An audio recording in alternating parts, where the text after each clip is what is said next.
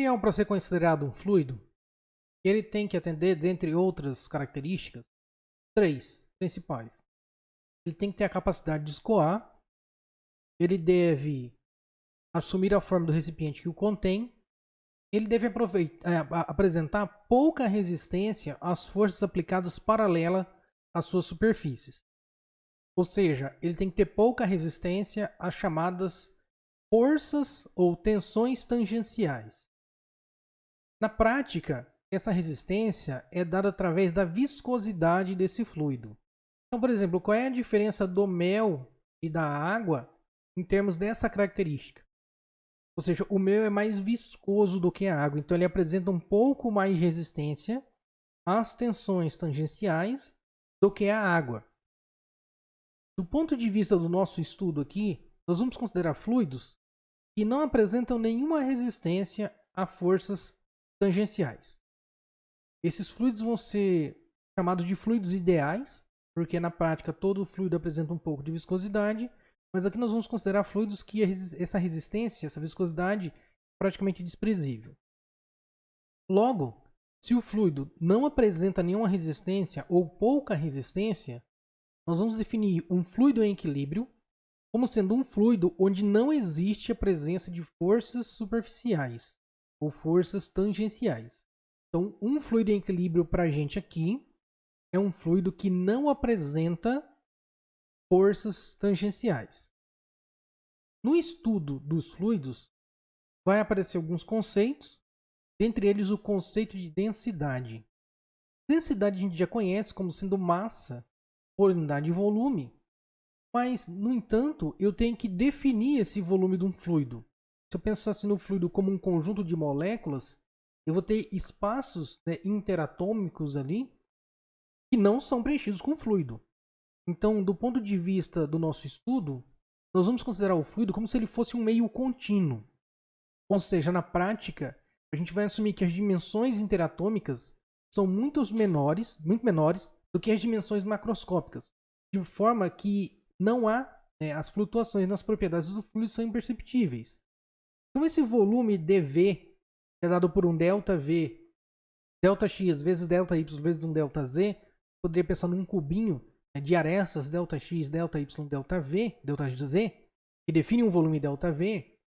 Ele é tal que as dimensões desse volume são muito maiores do que as dimensões interatômicas, mas muito menores do que as dimensões macroscópicas.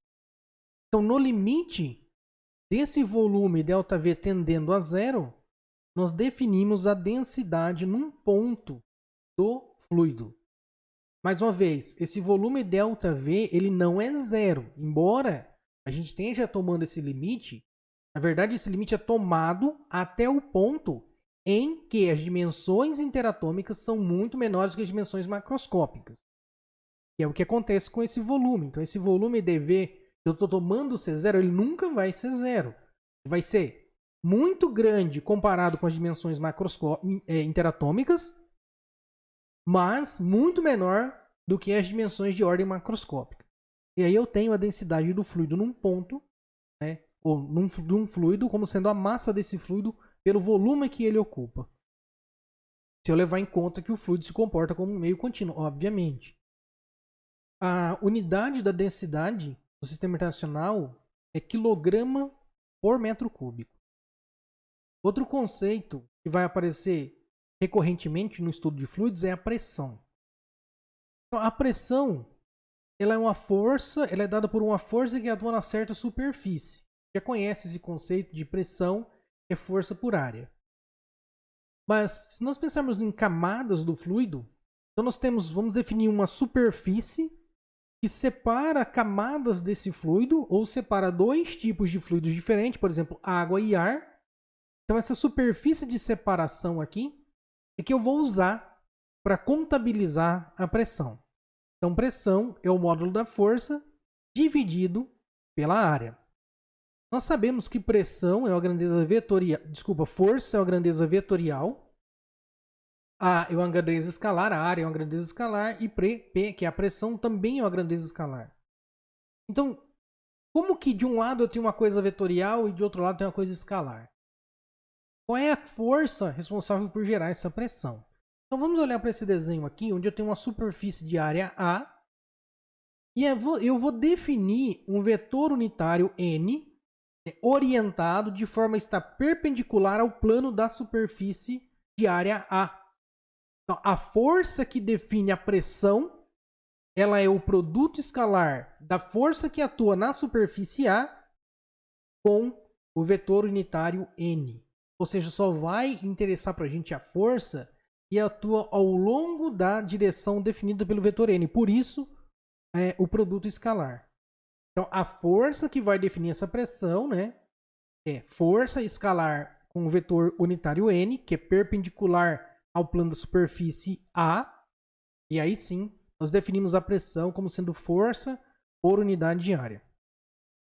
A pressão, nós vamos olhar para a unidade dela, força por área é Newton força, área metro quadrado. Então a gente define Newton por metro quadrado como sendo Pascal, que é uma unidade de pressão. Então PA, símbolo PA, unidade de pressão, 1 PA corresponde à força de 1 Newton aplicada numa área de 1 metro quadrado. E aí nós temos nessa tabela outras unidades e os fatores de conversão entre elas, né? Por exemplo, temos atmosfera, bar, PSI, milímetro de mercúrio.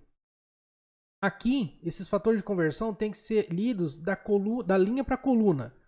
Então, por exemplo, nós temos aqui 6,8 vezes 10 a menos 2 PSI corresponde ao ATM.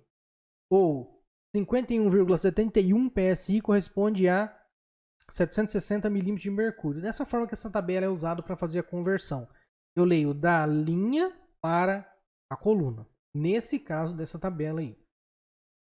Bom, falado sobre pressão, também falado sobre densidade, nós vamos agora verificar o que acontece, quais são as forças que podem estar presentes em um fluido, considerando que esse fluido está em equilíbrio. Vamos considerar, então, um fluido em equilíbrio. A gente já sabe, da sessão anterior, que um fluido em equilíbrio, as forças tangenciais são zero. Então, a gente vai considerar aqui que são fluidos em que não há forças tangenciais sobre a superfície, para que ele não escoa, para que ele continue em equilíbrio. No entanto, esse fluido pode ter a presença de forças superficiais, por exemplo, forças devido à pressão sobre as suas superfícies, ou forças volumétricas. Forças volumétricas são forças que atuam no volume do fluido. Por exemplo, a força gravitacional. Ela atua no volume do fluido e não nas superfícies. Para estudar o efeito das forças superficiais e forças volumétricas, vamos considerar um elemento do fluido aí, cilíndrico, de volume dV, área superficial ds1 ou ds2 e altura aqui dz. Então as superfícies S1 e S2 vão estar submetidas a pressões ligeiramente diferentes. E se eu olhar aqui ao longo lateral, a superfície lateral, mesmo que eu tenha uma pressão de um lado, ela vai ser compensada pela pressão do outro lado, na mesma direção, sentido oposto, porque ele está totalmente imerso dentro de um outro fluido. Então não há por que eu considerar que existe uma diferença de pressão nas superfícies laterais. Vou considerar somente a diferença de pressão entre a superfície superior e a superfície inferior, S2, ds1 e ds2. Bom, a força volumétrica, DFV, é dada pela densidade de força volumétrica, Fz, aplicada ao volume dV. Mas o volume dV eu posso escrever como ds vezes dz, porque isso aqui é um elemento de área e dz é um elemento de altura. Então a equação 3.8 define para a gente qual é a força volumétrica que atua nesse elemento de volume dV. Então dFV, Fz, ds vezes dz. Lembrando que Fz é a densidade de força volumétrica. Por outro lado, a força exercida na superfície S1 é dado por menos P de XYZ mais DZ vezes ds1. É a força que atua nessa parte aqui na superfície ds1. Na superfície ds2 vai ser a pressão P de XYZ vezes ds2, como mostrado na equação 3.10. No entanto, como eu estou considerando o objeto cilíndrico, ds1 e ds2 são iguais. De forma que, ao somar as forças que atuam nas superfícies, eu tenho a equação 3.11. Então aqui está o ds, que é igual para as duas, foi colocado em evidência. Pressão no ponto x, y, z. E pressão no ponto x, y, z mais dz. Dz aqui vem devido à altura do objeto. Eu sei também, então, que uma vez que o objeto, esse elemento, não está sujeito a forças tangenciais, a força total são soma das forças de superfície mais a força volumétrica. Então, substituindo a equação 3.11 e a equação 3.8 na equação 3.12, nós chegamos na equação 3.13, onde eu tenho esse primeiro termo aqui devido às forças superficiais e esse segundo termo devido às forças volumétricas. Se o fluido está em equilíbrio, então a resultante das forças tem que ser zero. Por quê? Porque se a resultante das forças for diferente de zero, esse fluido vai estar acelerando, vai estar em movimento. Então eu não quero isso, eu quero que o fluido esteja em equilíbrio. Então se ele está em equilíbrio, a força resultante é zero. Então a força que atua nesse volume dV, que é uma força dF, é igual a zero. Logo, se eu levar isso em conta na equação 3.13, eu obtenho a equação 3.15.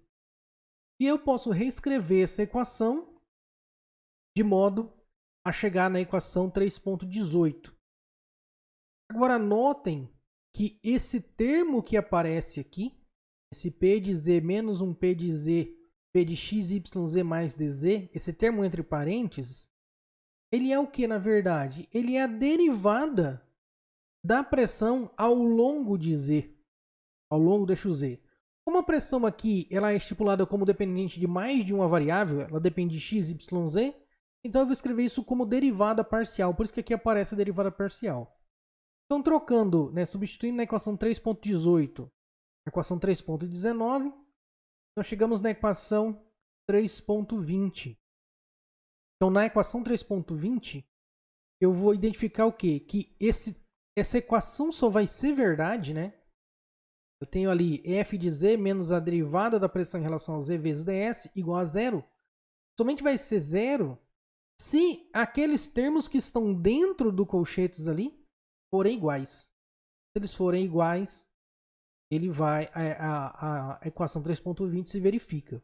Então eu vejo que uma força volumétrica na direção z produz uma variação da pressão ao longo de z, que é o que está escrito aqui.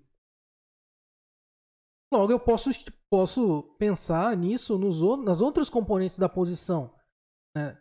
Posso pensar isso para a força, componente x da força de volume, componente y da força de volume. Ou seja, uma variação, uma força volumétrica ao longo de x produz uma variação na pressão ao longo de x. Uma força volumétrica ao longo de y produz uma variação na pressão ao longo de y. Se a gente juntar tudo isso daqui, então eu tenho a força volumétrica ao longo de x, na direção x, a força volumétrica em y na direção y, a força volumétrica em z na direção z. Substituindo as equações 3.25, as equações anteriores, eu posso escrever dessa forma a equação. Então, se eu levar em conta todas as componentes das forças volumétricas, não somente a z, eu posso chegar nessa equação, posso reescrever dessa forma, e aí eu tenho o quê? Essas daqui são as componentes da força volumétrica. Então, eu posso escrever a força volumétrica de maneira total, que atua em todas as direções x, y, z, como sendo a força ao longo de x na direção x, força volumétrica y ao longo de y, mais a força volumétrica em z ao longo de z, são z. E também vou definir aqui esse operador, que tem as derivadas aqui. Aqui tem o símbolo que é o nabla. Então, nota que esse operador, aqui essas derivadas, junto aqui com as direções, quando atua numa função escalar, produz uma função vetorial. Então, substituindo a equação 3.26 e 3.27 na 3.25, nós obtemos essa relação. Embora isso seja novo para você, esse novo operador que apareceu o símbolo nabla, né, que é esse delta aqui de ponta cabeça, vamos pensar nele assim. O que isso significa? Essa equação, a 3.28, ela significa dizer o seguinte, que a aplicação de forças superficiais e volumétricas faz surgir variação da pressão. Então, se eu tenho um fluido e nesse fluido é aplicado forças superficiais e forças volumétricas, surgirá uma variação da pressão ao longo desse fluido, dependendo da direção que a força está sendo aplicada. Então, isso aqui é definido se a gente considerar fluidos em equilíbrio, ou seja, se a gente não considerar a presença de forças tangenciais e considerar a presença de forças volumétricas e superficiais, eu tenho o quê? Se a gente aplicar essas forças, surgirá uma variação da pressão. E daqui a gente vai tirar teoremas importantes para o estudo dos fluidos. Então, na próxima aula, a gente vai considerar fluidos sobre a ação do campo gravitacional para obter a chamada lei de Stevin, ou princípio de Stevin, como conhecido por alguns, e ver aplicações desse princípio. Até a próxima aula.